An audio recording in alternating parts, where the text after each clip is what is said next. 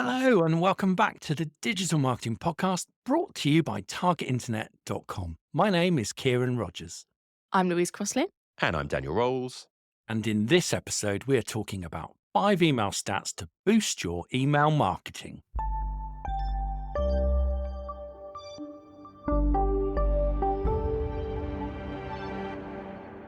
Okay, so this has come from several presentations and stats that I've read from Jay Swedelson. So we interviewed Jay end of 2024, and Jay does a number of things, but he runs a company called subjectline.com, and he does a lot of really interesting email stats. And I sat and watched his presentations in awe every time by the amount of content he gets through, first of all, but also this thing about we're so focused on social media and search and all those kind of things. And actually, if we spent a bit more time on email rather than just kind of pumping out, pushing out the door and thinking about how we do it, I think it's one of those channels that we keep saying this, but it's one of those channels that has a huge opportunity. Okay, now, interestingly, we're looking at our Coggle thing that we look at when we're planning out these podcasts. We've got all our bullet points, and I had titled this 5 email stats to supercharge your email marketing. And we suddenly realized it sounded like ChatGPT had written it. Louise pointed out for me very nicely. So, but this comes to the point of small changes make a big difference. And that's what we're going to try and show across these 5 stats. And mainly what we're going to talk about here is subject lines. Okay, because get a good subject line, it has a huge impact on how many people are opening your email, and that's going to have a huge amount of impact on people who are clicking on your emails as well. Kieran, what were you going to say? I'm sure we've mentioned it before, but words are power, Right. and that they have a magic about them. They cast a spell on you. Language does that. And that's my daughter pointed out to me, yes, that's why they're called spellings. I'm like, oh, that's good. I'm sure she heard it from somewhere else, but she claimed she didn't. But let's come to that power words thing then, Yeah. because what we're going to do, we're going to use one of our own techniques in this. At the end of this, we will give you a link through to our power words crib sheet. So tell us what power words are, Kieran. Oh, it's kind of 7 kind of columns, families of power keywords. Word of caution, don't overuse them. Like power words boost engagement rate a lot. But the same rule goes, if they're being overused, which, super boost things tend to be overused a bit more, they lose their power, right? Because the magic, we've heard it before, it doesn't grab our attention. That's the whole thing with adding a little bit of spice to your subject lines or to any of your marketing, actually, any of your headlines and whatever. You can use this for all sorts of things. It's about getting attention. It's about inspiring people. It's about, working a bit more magic, making stuff work harder. I always used to, when we're running training courses on copywriting, I'd always challenge people that take your last 5 subject lines and sprinkle a few power words into them. And the object of the exercise when we did it was to go as far as you could, just go overboard. So much so if you put it out, you would get fired or certainly have an uncomfortable conversation with PR on what you just did. Why? Because actually just pushing about and having some fun with this can be very entertaining, but it shows you the power of spending a bit more time on what you're doing. I always, when it comes down to copywriting, don't just write something once and go, yeah, that'll do. Write it again and then write it a third time. If you write everything 3 times, one of them will be better, and you'll know it. If you know your audience, you'll know which one's better. So write 3 different subgenres, and actually, it's not that hard to do, really. AI is fantastic at giving you all sorts of variations. Yeah, and you this can is pick. It's a this lot is one easier than strong it point. used to be. But when you're using power words, think of them like, very powerful spices. One way to ruin a curry is to put too much chili in it, unless you really, really love hot chili, but it's not going to be to everyone's taste, right? So, just it's seasoning. Just kind of sprinkle it in there. Don't overdo it. Don't overdo I it. love a Don't Kieran overdo the analogy because ginger. Yeah. I can always see Louise start to smile broadly when a Kieran analogy starts, which is good. Did that work for you, But Louise? Yeah, Yeah. it just makes me laugh. One of the things about this is that this changes over time. What works now won't work and literally by a month by month basis during the year, week by week even. It changes by audience. So if you haven't noticed, we have got an upcoming. These are free email marketing update sessions. These monthly 1-hour update sessions that we do. We've also got a half-day masterclass that members have access to. So targetinternet.com, sign up for the newsletter. So targetinternet.com/newsletter.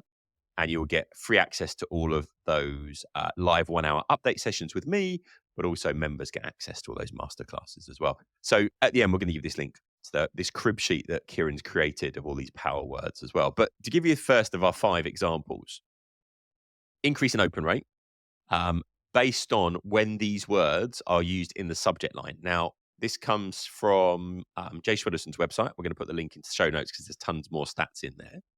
But this says between October through the end of January.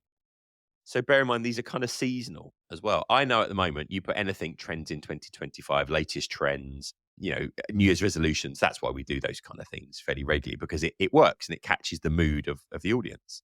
So according to these stats, the word trends will increase open rate by 34%, outlook 31%, forecast 25%, prediction 22%, and direction 18%.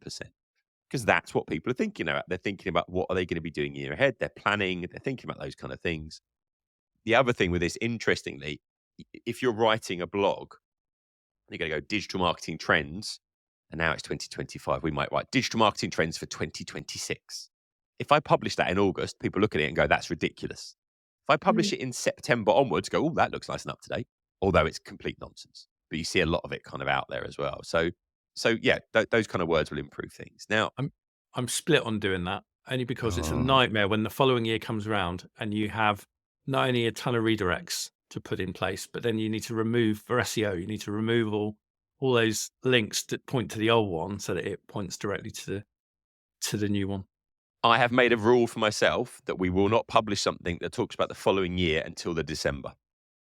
So if it's December and you talk about SEO trends 2025, I think that's acceptable. If it's September, I think you're gaming things. Where'd you stand with putting the year in the actual URL? Don't do it, because you'll end up. I've made the mistake. One of our most popular pages on our website, I think it's Best Play YouTubers of 2022. Yeah. We then had to redirect it every year and change it and all sorts of things. And the thing is, the second someone sees 2022 in the URL, and Google for some reason always brings the 2022 up, even though there's a 2025 version, it just puts people off, even if the text says 2025. So yeah, it's a thorny one. Be careful of it. The other thing is, if you keep changing it each year, you're not getting the same link equity that you would have got from an SEO point of view. So yeah, you can cause yourself lots of headaches as well. The next stat is extreme words, and this works B2B, B2C, like so business and consumer. And again, looking at improvements in open rates when you put these into your subject line, but things like last, as in the last available, as in most, best, final, biggest. So you can kind of see the context, but I just want to make this point, the difference between clickbait and effective. Clickbait makes an untrue promise. So clickbait is the 12 most shocking celebrity moments. And you look at them and go, that's not very shocking at all. Whereas actually, the 12 most shocking celebrity moments, and they are shocking, that's not clickbait in my opinion. That is just encouraging you to get some really juicy content that you find really interesting. So I think there's a balance, and you see it used in so many different places. I think if you're manipulating someone using the subject line, then it's clickbait. Whereas if it's just true, this is the last time you're going to get this offer, this is an exclusive special preview, then great. If it's not, if it's just the same price you gave 2 months ago, that's the balance. Kieran, you do a lot of e-commerce. Where do you stand on this? Yeah, no, I'm all for it. Actually, it varies a lot from audience to audience, actually. And again, if you overuse certain power words. So years ago when I worked at Liz Earle, we discovered that the word discover was a magic word. So you'd have subject lines like discover the joys of Super Skin Moisturizer. And people are like, oh, that sounds good. Yeah, I'm going to discover it. It's embedded in it. Is the essence of something in it for me, I suppose, in a pleasant way. But also, you're the first. You're going to know something other people don't know. Well, potentially, or maybe it's just new to you, right? Everybody loves a bit of newness. It might have been out for years, right? But it's new to me. I've only just discovered it. So that we discovered that would boost our open rate by 15, 20% if we used it. So we started using it a lot, and suddenly we termed it discoveritis. And it started to lose its power because we overused it, right? So this is the thing. So I'm a great believer. Not enough people A/B test the subject lines. It's so easy to do, and frankly, you're missing a real trick if you're not doing it. We say this every year, and every year the people are, oh wow, yeah, I was just busy because it's in such a rush to get the next one out and get it over the line. It's like, no, every time you send out an email, you can learn twice as much about your audience and their behavior if you go down this route. So, things like last and most and best and final, I get it, but there'll be specific terms for your audience that really work well. Like, and we find this with pay-per-click as well. Sometimes you would deliberately go after quite technical words that only a few niche like software engineers would use. Why? Because software engineers are who you're after, right? And actually that means you're only going to get clicks from people that you want that are likely to convert rather than clicks from anybody just trying to find stuff out. So this whole thing of, I suppose for me, it's about that integrity meter, really, to avoid that kind of clickbait thing. Like you need to be honest with yourself and say, am I over egging it? Am I over bigging this up? Or is it genuinely good? And I think sometimes you can suffer from just too much energy constantly in the wrong directions in your subject lines. Remember your audience, they're on the receiving end of this. And if you do things to them with the subject line, they won't like it. If the subject lines do things for them, much, much better. So try and use that as a bit of a guiding light, really, because I think it's really easy to overspice these or to overdo stuff. And that can be very, very destructive. And actually what we're trying to do is boost your email marketing, not destroy it. And a bit too much, you can destroy it very quickly. I also think you can test things that are really out the box, and it doesn't just have to be tweaking different words and seeing what effect that has. And an example I saw recently was McDonald's were relaunching their McRib. But how they'd done it was they sent an email and they sent a push notification to your phone. But the email subject had in square brackets at the beginning of it, it said test email. And then it said McRib and it had a date. And when you clicked on the email, all the images and stuff were broken and it was an empty email. So it was as if they were testing something and you didn't quite get the full picture. But because it had test email on it, you were instantly drawn to it because people are curious, aren't they? So you just want to find out what's going on. And then everyone was talking about it on Twitter and everyone was like, oh, I think the McRib's coming back. Is that a good thing? It's interesting. Well, I think if you know the McRib isn't there now and it's going to be there in the future, it's kind of highlighting the fact that, it's missing. This is a test. Are people interested? And they are, and you've tested demand. Oatly did this brilliantly with their whole spam, didn't they? Spam by Oatly. Do you remember that campaign? I didn't see it. It was amazing, but they really went to town. They had massive 14-foot high billboards, across train stations and stuff, encouraging people to sign up for spam by Oatly. And it really played on the whole thing that, it was being done badly. And it would be dear brackets first name. Welcome to spam by Oatly. We're deliberately doing it. And it was genius because it was bucking the trend. Well, the thing with this, because we get these emails every day saying, can I be on the podcast? Hundreds and hundreds of them. The one I now get is dear first name. Not really. And it's yeah, all right. Once it's been done the first time. You can't overplay it. He loses his magic. That's the thing. Be original. Well, this leads us on to the next one, which is interesting because it works business and consumer. So mid-subject line capitalization. So having a subject line and just capitalizing a word or a phrase mid-subject line to highlight that phrase. What it really comes down is scannability, right? So you're going through your inbox, and what tends to happen is if you've got a line of subject lines, if you suddenly got capitalization, it does grab you. Now, according to the stats, again from Jay Swedelson, that business increased open rates by 16%, consumer 21% at this time. And that's the good point, is that when these stats were done, that might not work anymore because of the fact that actually people have got kind of fed up with it. But the point that's made is that you think, well, is that not a bit spammy? Will that go to spam filter? No, capitalization doesn't make you go to a spam filter. It's a bit of an old myth. But I think it's the same thing as you can test this and see if it works for your audience. And you can see if it works now. Will it still work in 6 months is really important. A really key thing on this, I think, is use your tools to help you with this. Because there's nothing like looking at your subject line and your preview line in multiple devices on multiple platforms. Yeah, see what they look like in practice. I absolutely love Email on Acid.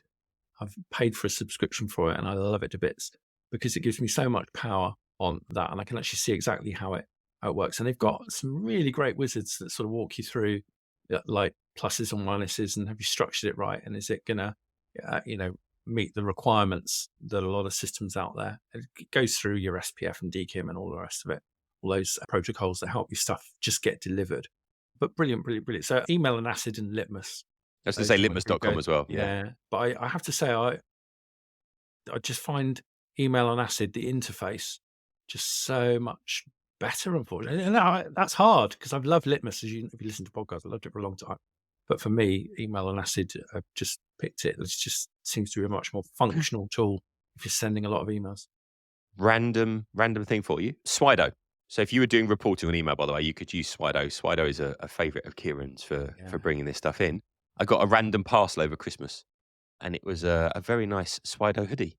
So thank you very much to the people from Swido. Did you not get one, Kieran? Oh, no, I did not. Gerald, why are you giving Daniel? It's because you're more influential than I am. I think it's probably because on the Isle of Wight. It's just because the fact that maybe they thought you were based here, so they sent it for you, and I've just stolen it. Maybe it wasn't even for me. Bet it was that. So I'm going to wear next time we're recording. I'm going to wear your hoodie just to upset you, Christmas. and I'm going to hold a Target Internet mug that you haven't got, and a memory stick that you haven't seen. See what I have to put up with. See, listeners. Do you know what, Kieran? I have got something for you. I've got a gift for you. There is a random one-off Target Internet mug that only one exists in the world. It'll be worth millions in the future. Yeah. I'm going to send it to you. I'm going to send you got that a one. QR code on the bottom that says it hasn't got a QR code hot tea in your lap. But it's I always it's different to the others. It's an experimental one. So there you go. So as long as it's not a jar of pickled onions. We don't want to go there. No, that's a whole other story. Kieran injured himself with a pickled onion over Christmas. I don't think we want to get into it too much. But anyway, he managed to actually seriously injure himself with a pickled onion. Yeah. So anyway, if you're interested, get in contact. This will just show how people are they interested in Kieran's wild anecdotes. No one cares. Targetinternet.com/podcast. Drop us a message and just and we'll tell you about it if you're interested. In fact, I'm going to put it in Kieran's newsletter as well. That's what I want. Get that trending. Sign up for the targetinternet.com newsletter. Targetinternet.com/newsletter, and I'm going to put in the pickle story into the newsletter. So there you go. Let's move swiftly on. You're invited. So invitation emails do better. This is particularly in the latter part of the year. We want to be invited to stuff, but you can test it out. So, you're invited, exclusive invite, all those kind of things. Consumers up 28% open rate and business 32%. Now, I think this plays in a little bit of a thing where with business particularly, if I'm invited, I'm checking, is this an actual invite? Is this a functional email? And I think you've got to be careful of this one as well. Your invite enclosed, that kind of stuff. That's fine if there is something that I'm being exclusively invited to. But people will sometimes play with that functional email and make their marketing email sound like it's a functional email. So, your reservation included, your order details, and it's not an order and it's not a reservation. You've broken the trust barrier at that point. Not got integrity. You're damaging. No. You're not boosting. You're damaging. So it's a sacred bond, isn't it? Like if I let you have access to my email inbox, that's pretty sacred space. Well, let's share some stats with people because you won't get these stats elsewhere. In terms of what I'm about to tell you, is that we've got the marketing download, our newsletter list, and of all the people on there, I know, and this is pretty good on average compared to what I've seen previously. But over about a year period, about a third of the people that have subscribed, you lose. And I mean, from the point of view, not they're unsubscribing necessarily, they're not opening. Okay. Now, a third is good going from all the stats I've seen previously. I've seen 50, 60, 80% in other cases. So I'm pretty happy with a third. And actually what we're doing is we're automatically building an exclude list. So within HubSpot, our thing will say, take our subscribers and then exclude people that, and it goes through and says, if you've never opened email and you've received 6 emails, don't send you any more stuff. But if you haven't opened the last 6 emails, don't send you any more emails, and so on and so forth. The idea being that if we're sending out a couple a month, if you've not opened anything for 3 months, you're not interested anymore. It's disappearing into your spam folder. And all I'm really doing is either irritating you or damaging my own email reputation by doing that. Now, the higher my open rates and click-through rates, the better my email reputation is going to be. So that's going to be good for deliverability. But also I can send a re-engagement email to those people at that point and say, look, we've not heard from you. Do you want to update your contact preferences? We're not going to email you again. We give them the opportunity at that stage as well. And about an email, would you like Kieran's hoodie? That'll get the engagement up. Yeah, I'm going to get a photo of me doing various things in this hoodie now. I'm just going to in various locations around the world. Every time I go anywhere now, I'm just going to be wearing Kieran's hoodie. And I'm going to get Kieran's hoodie embroidered onto it. Postcard from Kieran's hoodie. Yeah. Just maybe not even me in it, just the hoodie doing things.